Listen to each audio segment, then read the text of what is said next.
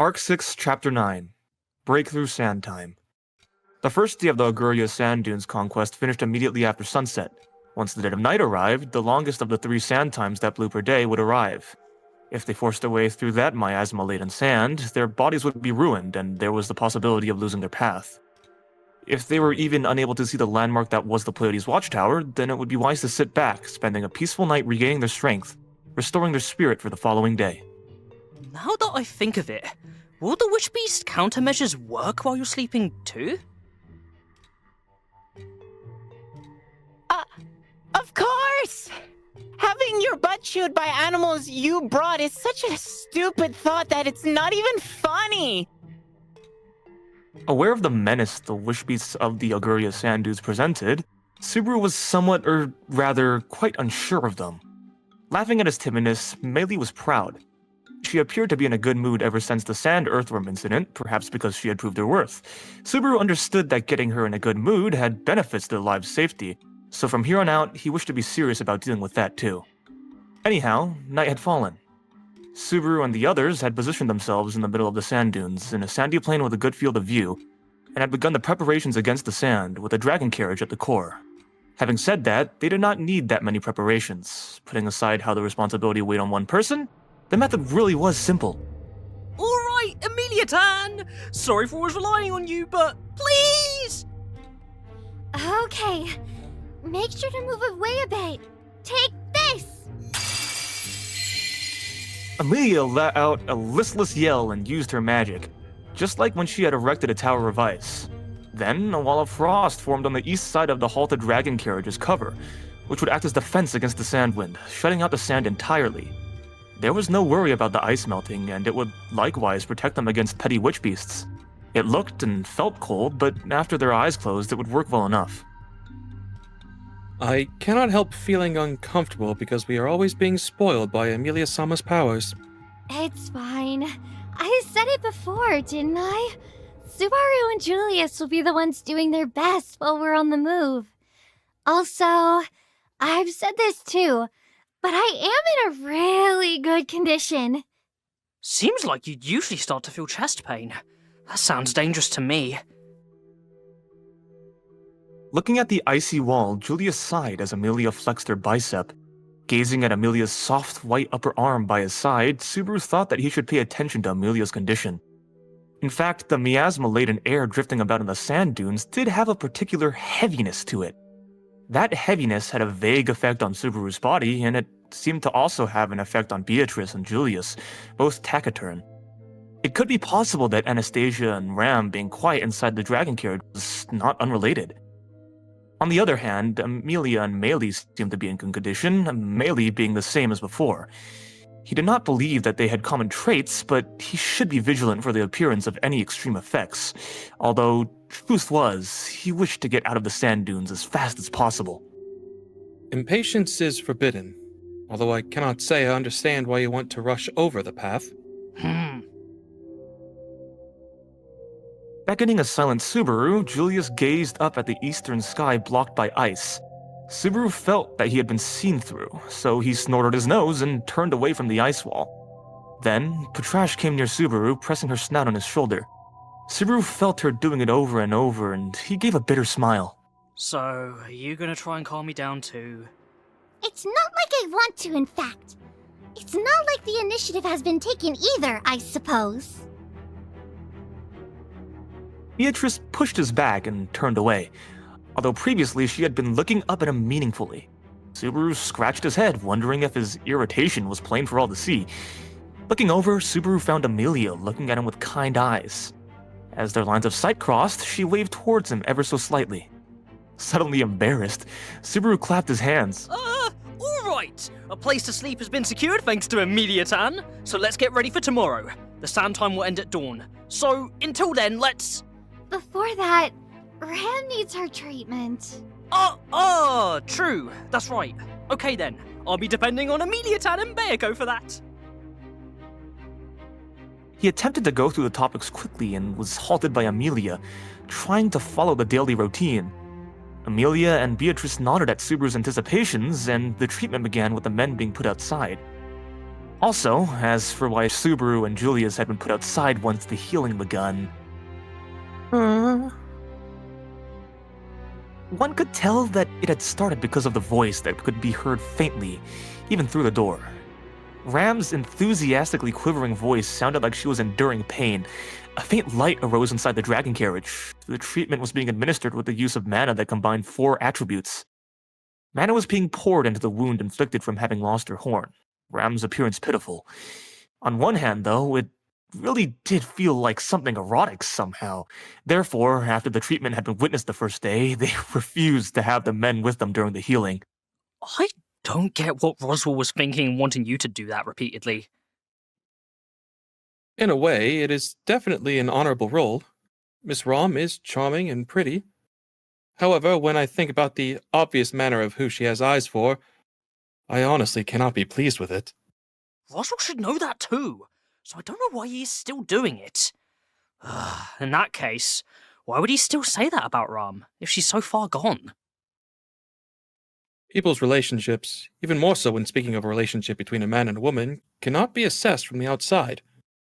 To put it another way, I'm pretty sure the first time you and I met was not an enjoyable experience. Or at least, I do not think I would be going alongside you in this life-threatening journey. I guess so. Hearing the lovely voice from behind him made Subaru's face faintly turn red as he scratched his nose. Julius had a nonchalant face, but despite that, it was still a very strong stimulus to any innocent youth. But still, they could not get away from there and get sniffed out by dangerous witch beasts. They had no choice. It was necessary. You look quite conflicted, Natsuki-kun. While Subaru was quietly listening, the breath that blew against his ears made him jump. He lost his posture and tumbled onto the sand, then saw the figure of Anastasia coming around from the other side of the dragon carriage.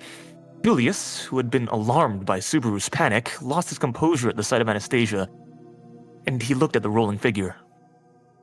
You got a little too surprised. It was as if you were thinking of something evil. Huh? It's not like I was thinking of something evil or anything, you know? Yeah, I've got no idea what you're talking about. Not at all. Not one bit.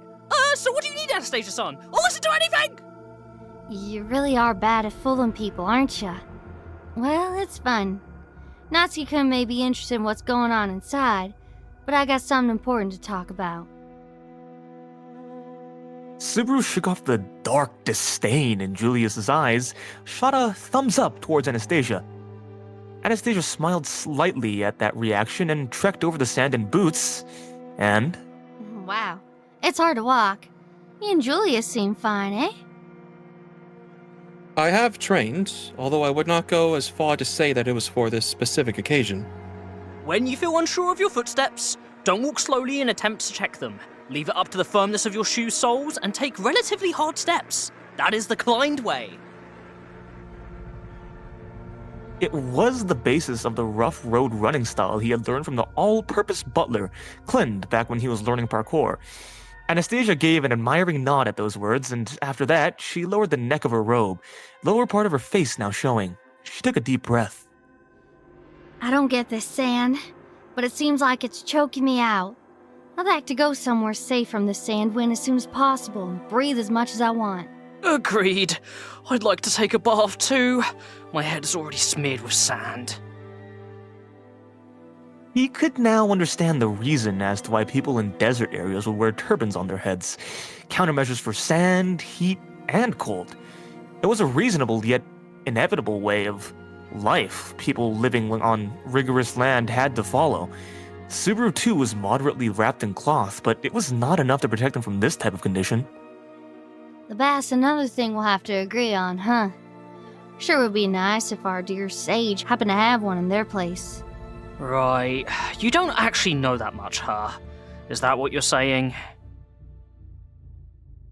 Even if Echidna knew the way, it's not like we've ever been inside ourselves. Anastasia pulled down the neck of her robe even further, the scarf that she always wore now on display. A major premise of this whole deal was that Echidna was the guide for the journey. There was no point in doubting her, but he wished to work out the details. I can assume that you're going to tell me important things here on out, right? Of course. I shall listen gladly. Anastasia puffed out her slim chest, and Subaru and Julius got ready to listen. In response, Anastasia looked back at the dragon carriage pompously.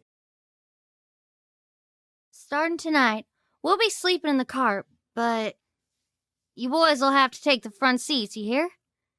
Don't want to go getting any funny ideas just 'cause you're in real tight space with proper ladies now. Oh, that's enough of that!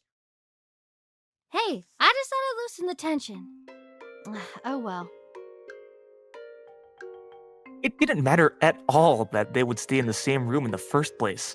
His own lack of courage and the wariness of the other parties were enough for him to understand that. Anyhow, Subaru screaming his inner thoughts was put aside, and Anastasia went into the main topic. After a full day of moving towards the Watchtower, how's it looking? Even if you ask that, to be honest, the results weren't anything special. Subaru was puzzled by her question, reflecting about the day that had passed.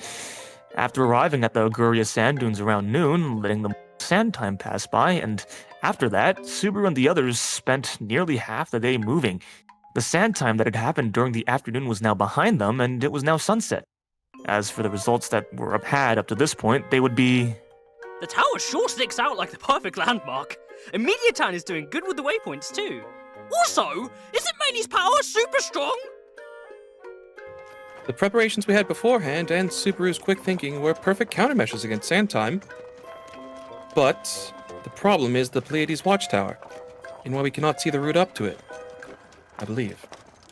Can't see the route? Subaru frowned at Julius, him having taken over speaking, but having reached a different conclusion.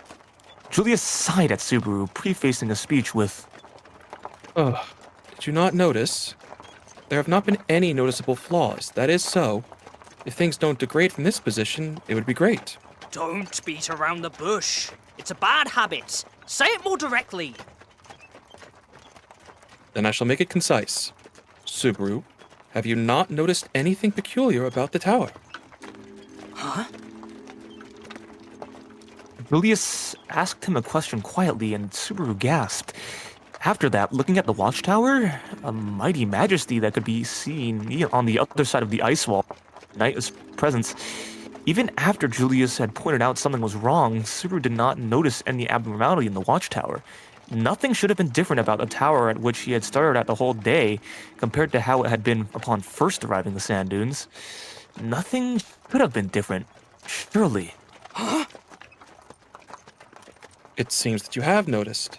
That tower clearly is not getting any closer, nor is it getting any farther.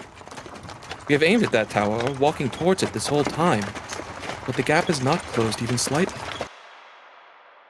Just like Julius pointed out, Subaru finally understood that abnormality. The faraway-looking Pleiades watchtower remained there, far away without change. Its size such that it felt like it could not be overlooked. There was no sort of change in its appearance. Oh, no way! Subaru, I understand your frustration. However, we must be careful.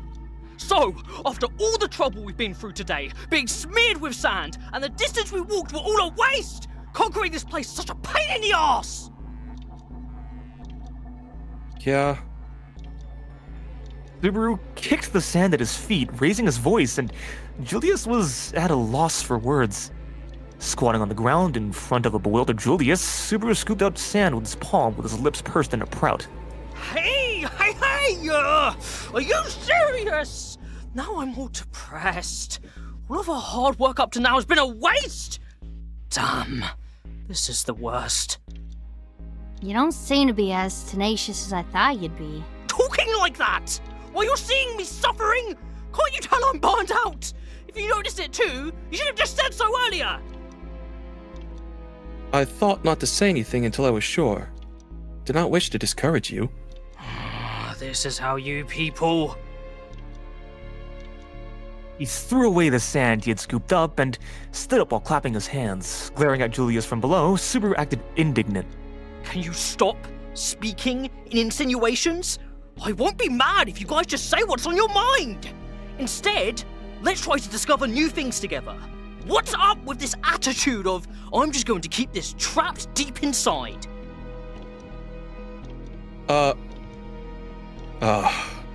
Sorry. Don't feel afraid to tell me even the smallest thing. I said this to Ram, even though she's like an unmovable object. Do I have to go around lecturing everyone? Subaru was dumbfounded by his colleague's lack of attentiveness over the company's virtues. Report, contact, consult. Having won this rare victory over the greatest of knights, Julius looked introspective, which Subaru took as something good amidst the series of inconveniences, and turned to Anastasia. So, I guess it's safe to assume you know what's up with this phenomenon. I apologize that I didn't explain anything. Or rather, I felt confident about my suspicions all day. It'd help if you thought of it like that. Just make sure to start when you do have those suspicions. That's all. So, what's going on? He stuck out his tongue at Anastasia, who had stated her justifications, and prompted her to continue. When he did, Anastasia proceeded with, Please don't get surprised when you hear this. and This sandy plain between the dunes and the Watchtower. That space probably distorted. The space is distorted? In other words, contrary to what it seems, it ain't connected to land. We continue walking straight ahead, and no matter how long we walk, we'll never get there. Anastasia nonchalantly clarified the shocking fact, and Subaru could not keep his jaw from dropping in shock. Anastasia, or rather Aridna, should have known it from the beginning, considering how it sounded like the matter had been relayed by Aridna. So, I guess that's why Reinhard and all the other challengers couldn't reach it. The destination itself can be seen there. All you need to do is close the distance. Especially if they've been frantically attempting to escape the witch beast den along the pass. They'd probably want to go further. For some reason, he thought of the regret of those adventurers who had broken down halfway through the journey, their goal in plain sight, just in range. This obstacle, which hampered those with the Watchtower as their goal, was an obstacle that even Reinhard had given up on conquering. The distortion of space and the end of the sand sea that could actually not be reached. Perhaps that was how it worked. How do you defeat that? Ain't you kinda missing the point by asking about defeating and not defeating it? This is a natural trap created by the miasma. There's no kinda unnatural power going on here. A natural trap? This? On rare occasions, nature would set up traps that seemed to have an intrinsic murderous nature to them. The frequently seen mirages at deserts and the snow-covered roads that border the cliffs of areas with heavy snowfall. Thinking about it generally, humans could get killed by things like bottomless swamps or even being pulled in by rising tides. However, as one would expect, the existence of this watchtower was... This is a trap made by nature? That's an exaggeration, isn't it? Well, Pleiades' Watchtower was originally built at a place where this phenomenon occurs. If you think about it that way, it is not unnatural. Also, it makes sense. Does that make sense? In what way? Do not misunderstand. Yes, the sand dunes lead to the Watchtower, but it's not the only location in its midst. If it was, what would the Watchtower be here for? Julius chided Subaru's rude tone and urged him to think. An answer came to mind immediately after that question. The purpose of the watchtower they were targeting was to serve as a seal for the witch's shrine. Likewise, these sand dunes and unsurpassable trap would be highly effective in deterring the witch cult with their aim to revive the Witch of Envy. He really could not blame anyone for that. Okay, I get it now. Anyway, it's not really a pressing issue on how or why that tower was built there. The problem is something else. The problem is how to break through this distorted space. You can't just think about cutting off the source of the problem. The land's just like that here. Okay! I've understood the terrain and its peculiarities. Next, let's look for a weakness. Since you've volunteered to be a guide, naturally, there's a way out, right? A loophole? Ain't a point in yapping if there were none. Though, sketchy putting it like a loophole. Anastasia smiled wryly at Subaru, who continued to pressure her, the former displaying a pompous sort of attitude. After that, she nodded at Subaru and Julius, who gazed at her and spoke. During sand time, there should be a moment where the space connected to the Watchtower collapses. We'll go through there and enter the real sand sea. That's the condition of breaking through, you see? The attacks in the sand dunes that had started on the following day had a series of consecutive difficult situations. The condition for the pass to the Watchtower that Anastasia had disclosed must be shared by everyone on the crew. In other words, most of their traveling would be useless until sand time, and meanwhile, the expectation would be too much for them. However, that anxiety was... Even when the key sand time comes, whether we can reach the opening will depend on luck. Think about it that way. Staying still doesn't sound like a bad idea. Also, if we always stay in one place, the animals nearby might remember our smell. I'll be fine. But if by any chance you lose me or something, then they'll chase you somewhere. Those were Anastasia and Meili's opinions on how to survive without problems. The former's opinion was somewhat unreliable, but the latter's opinion touched upon the fact that their life was on the line. It was not something that he wanted to think about too much, but turning away from danger would be mere cowardice. Daring to be truly courageous, facing fears and nonetheless fighting, was something invaluable. Right, Emilia-tan? Yeah, right. Emilia-sama, perhaps it's best not to take this too seriously. That's the face when you're being, well, a bit foolish. Subaru regularly exchanged words with the people inside the dragon carriage. His motivation had not declined one shred, even after hearing the last day's leg of the journey was a wash. They had a lot of flexibility due to the food and water they had procured at Marula. There was nothing to be anxious about, as the effects of the miasma were being alleviated by Emilia and Beatrice's spiritual arts. Okay, I'm getting stressed out just from knowing how many days I have to work at this. Subaru, spit out the sand in your mouth.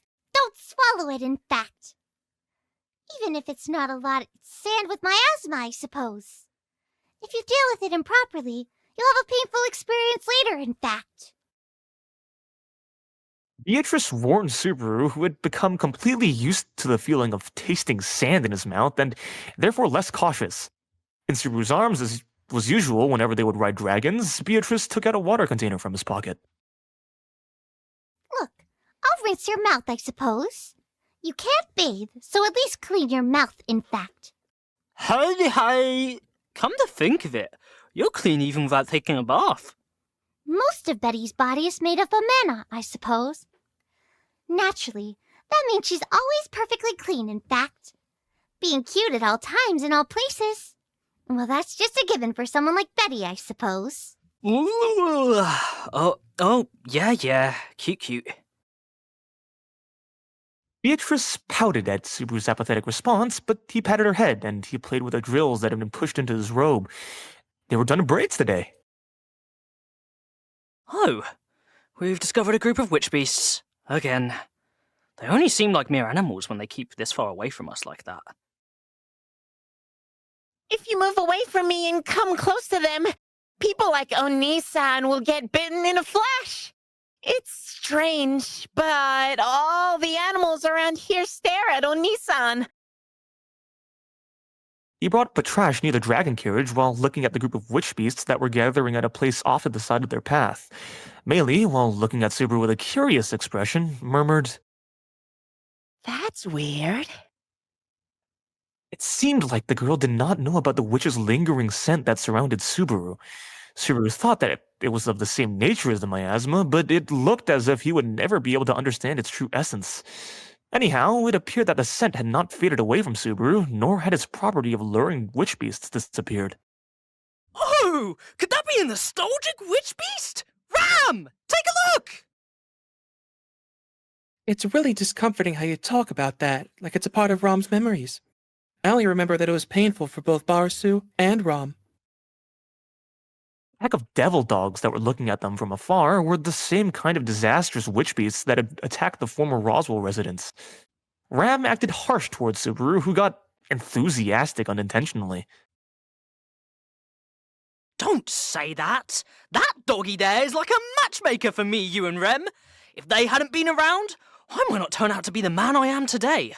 When I think about it, we're actually on good terms. No, wait! It is bad! It was horrible, right? Stop killing your own enthusiasm by yourself. Watching it elicits pity. Listening to it elicits pity. And thinking about it elicits misery. Stress caused by the pack of witch beasts a year prior had been revived. Sighing at an heated-up Subaru, Ram quickly shut the dragon carriage's window, thus concluding their conversation. Unfortunately, it could not be helped. That incident from a year ago, inside of Ram, had been painted over into a state which had been resolved in cooperation with Subaru, with the absence of Rem's existence. In truth, it was unclear how they would be able to take on the witch beasts without Rem, but it seemed that the amnesia was something she did not feel uncomfortable with. If the memory of Rem inside of Ram were revived, then the missing parts would be filled, and topics would mesh well too. He would think about it once the time came, although he felt like he'd only get insulted. Whoa! Sand time is crazy! Sand time is ridiculous! This sand wind is out of control! I tried to make the ice as clear as I could, but, you tell me if it's not working? Yeah, this is already pretty much a disaster! So much for the ice solves everything theory! Crucial sand time had arrived. They rushed into the sand wind, piercing it, looking for this distortion of space that would lead them to the tower, but they were struck by the sand's unimaginably overwhelming fury. What would have been a particularly bad miscalculation was that the ice wall had been utterly defeated despite having supported Subaru in the team's venture with an imposing performance this far. It's an ice wall, and yet the absurd sand is sticking onto it, so I can't see what's in front of me at all! Or rather, receiving such a strong wind with this wide area of ice is beyond suicidal! Huh? What? Subaru, did you say something? I can't hear you at all. The wind is too strong, and this is beyond suicidal! You want to die? No, you can't! Don't lose courage! Why are we even talking? Ah! Sand violently blasted in my eyes! Did you say something? Say it again! Subaru! Subaru! I'll say it again! Such a spotted act is... Subaru! The sand wind was already a gale and was now already close to being a sandstorm. Although Subaru and the others were serious challengers, their interactions sounded like a comedy act. Even having a thin plate of ice with the sole purpose of protecting themselves against the thin sand blowing against them from head-on was nothing but suicidal. In fact, it would have been better to cover their entire body in cloth than make themselves small to mitigate the wind striking them. However, the bottleneck in that strategy was... Keep going! Hang in there, Gian! We can only rely on your horsepower! The Crown Dragon took the Sandwind head-on as it charged down. They had already spent a few days conquering the dunes, and the bond that had been forged between them was expressed in the name it was being called. To put it briefly, the ground dragon of the Gyrus species was pulling the dragon carriage, was named Gian. Its tenacity held the key to break through the Sandwind. After all, the dragon carriage the girls were on did not have any way to diminish its size against the wind. As a result, there was no other choice for Gian but to pull the dragon carriage with all its strength towards the wind. Doing nothing but forcing ground dragons does not suit my style, but we depend on you now. Hey! Hang in there! I don't want to go back to looking that unending sandy plain again! Julius cheered on Gian, him holding onto the bridle, as well as Meili, who sat next to him. Precisely because they were the ones viewing its tenacity closer to anyone else, they could believe in that underlying strength, sending words its way.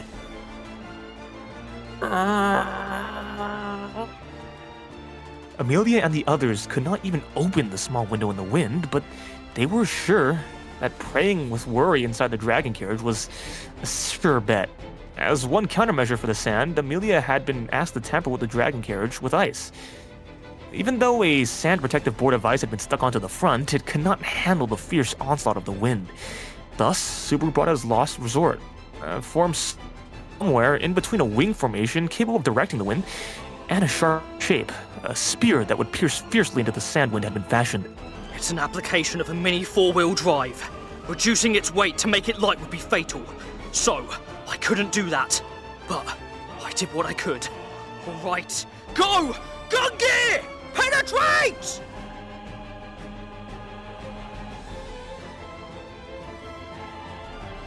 Jan had stepped forward with fierce footsteps in response to Subaru's shout. A dragon carriage that had become a spear bit and tore through the wind, closing in on them with a frontal assault, escaping, moving forward and forward. Before long, the dragon carriage crowned with the name of the spear of a god burrowed into the scar of the bitten and torn wind, gouged out the sand's tyranny, and then it breaks through. Huh? The moment they escaped the sand wind, what swept over Subaru was extremely sharp silence. The wind that had made such an intense amount of noise close to their ears, the sand that had struck them as if to shave their whole bodies, and the miasma that excited activity from the witch beasts, all vanished as if it were all an illusion. Huh? Sand time had certainly an abrupt ending, but it was even more resonating. The vigor of the wind intermingled with the sand gradually weakened, and before long it slowly dissipated like being pulled in by waves, and nothing but the peculiar smell of the sand was left. However, at only this instance did that occur. In other words, that was the proof that the ending of this sand time was a special case. Feeling thirst in his mouth, Subaru gyrated. Upon doing so, he laid his eyes upon Julius and the others who, much like Subaru himself, were dumbfounded upon having escaped the sand wind. Of course, them being there meant that Gian and the dragon carriage were likewise. Julius. Oh, Subaru called out to him, and Julius, all tensed up, gave him an acknowledging gesture with his chin. After that, and before any other thoughts, they both raised their hands at each other, clenching their fists, and displayed their mutual admiration for breaking through sand time. To Julius's side, Meili was seen wiping the sand off her body, then thanking Gian. This journey's most valuable player was definitely Gian. They had to show their gratitude to their heart's content, their appreciation, and reward it as much as possible. But Leave that for later! We broke through! We did it! We did... What the? You're always being so loud right in my ears, I suppose! Gah! Subaru's overjoyed grin was cut short from a thrust of Beatrice's palm against his jaw. The clean hit sent his vision spinning, and he toppled right off Patrasche, landing flat on the sand. He ended up with a mouthful of the stuff. Spitting it out, Subaru sprang back up, immediately span towards Beatrice in protest. What the heck was that for? I'm just happy, and you decided to go full sneak attack. I totally just wanted, like, a lot of sand for the shark. You were holding Betty and still making a racket all on your lonesome, I suppose. Going on about downbursts and off-roading, and gene shifts and burning souls. None of it made any sense, in fact! My ears have been ringing this whole time, I suppose. Beatrice turned to Subaru and she complained to him vehemently while mounted on Patrasche. Subaru had various things to say about it, but he could certainly not deny the feeling that he had been gotten... Subaru had various things to say about it, but he certainly could not deny the feeling that he had gotten a bit excited and shouted a bunch of random terms. What the hell was a Goongear? Anyways, we broke through the sun time safely. First, let's celebrate that. Come on, Banzai! Banzai, I suppose. Putting aside Beatrice's sulky attitude, they certainly had broken through the sand obstacle. Giving a few pats to Patrasche's neck, as she had done her best, he showed his gratitude for the braveness of the beloved dragon that did not show tiredness on her galled face. After that, Subaru rushed up to the dragon carriage, and to share his delight... Oni-san? Huh? What's wrong? You can be a little happier too. Shut up. Meili stopped Subaru, him trotting, her sharp words flying towards him as he turned around and looked his way. What was included in them was a clear warning about danger. Subaru was not enough of a fool to mistake what that meant. In response to Subaru's silence, Meili nodded while putting a finger on her mouth, and she slowly pointed towards the front with her free hand. Subaru, Julius, and Beatrice were lured by that movement and gazed on ahead. Beyond the sandwind they had faced during the sand time, the distorted sand sea up to the watchtower had been cleared. Thus, the watchtower silhouette looming before him was evidently clearer and larger in comparison to how it had been up until now. It was possible to think that there was now a definite distance until their goal. However, What's that? colorful flower beds were spread in front of Subaru and the others, covering the sandy soil that led to the watchtower.